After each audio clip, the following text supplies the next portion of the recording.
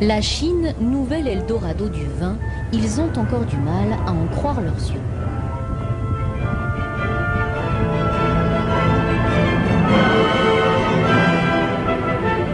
Oh là là, c'est grandiose! Anouk, François, Michel et les autres sont vignerons ou négociants. Et pour épater ces Suisses romans, l'Empire du Milieu sort le grand jeu.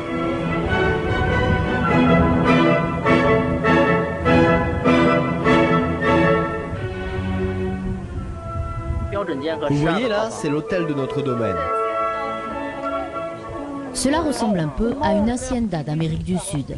Bodega Lange n'a que 5 ans d'existence. Mais pour ce vignoble proche de Pékin, pas question de jouer la carte de la modestie. Même si la production surprend un peu les papilles occidentales. C'est cuit, on dirait, parce que au nez, c'est super, c'est bon au nez, mais après en bouche, à l'attaque en bouche, il est... Je ne me fais pas d'illusion, le marché chinois est un énorme marché. Je ne pense pas du tout que pour les vins suisses, il y aura peut-être des possibilités de vendre et d'exporter certains vins, mais ce sera très réduit. Mais je pense que c'est intéressant de voir comment les autres gens travaillent. C'est ça la chose importante. Les Chinois savent bien que les Suisses produisent du chocolat, mais maintenant, ils commencent aussi à connaître leur vin. Un vin que la délégation a bien sûr amené avec elle. Son rêve, une bouteille du canton de Vaud dans les mains de chaque nouveau riche chinois. Adieu crise de la viticulture et prix en chute libre. Il a fait 8 heures d'avion, environ 7000 km et 3 heures de car. Puis il est encore buvable. Même, il est apprécié. Il est même apprécié. Il est même meilleur. Si on allait sur la Grande Muraille, on en mettrait une, on a fait une photo, puis il y avait du calamar sur la Grande Muraille. Pas de Grande Muraille, mais 12 jours de périple. Pékin, Xi'an, Shanghai, sans oublier les campagnes, pour découvrir les vignes du dragon chinois.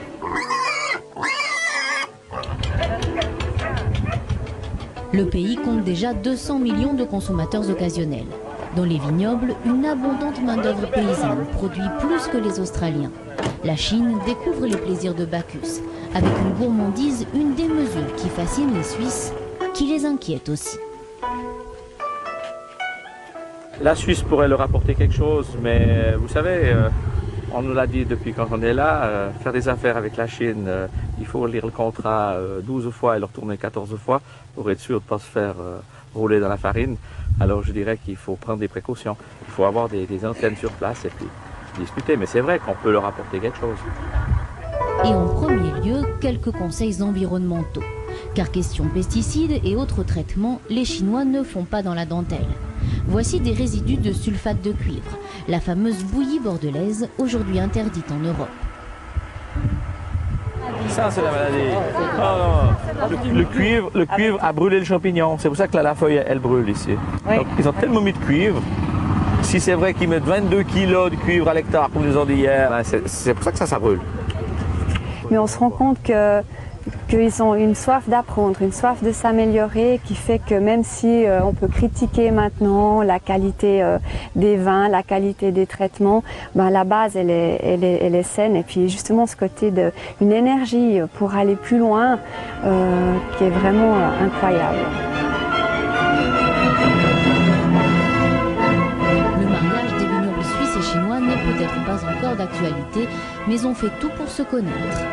Ambiance studieuse. Je vous présente maintenant nos beaux vignobles de l'Est, au Hebei.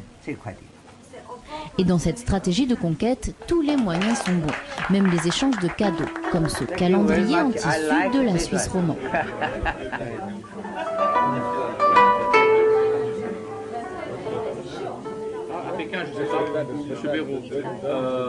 Mais en Chine, c'est autour de la table que les contrats se signent. Pékin promet à la délégation un stand pour présenter ses produits au cœur de sa nouvelle cité des vins et une alléchante baisse des tarifs douaniers. En échange, il faut faire honneur aux pâtes de poulet, aux cocons de chenilles frits, au ragoût de méduse, à la peau de porc en gelée et bien sûr à l'alcool de riz local. En chinois, Ouais. 56. Ouais, d'accord. Mais là, il s'est marqué ici en bas, 56 volumes. Quelques dédicaces pour clore le voyage, Pour décrire leur cave, les Chinois parlent de fabrique, d'usine à vin.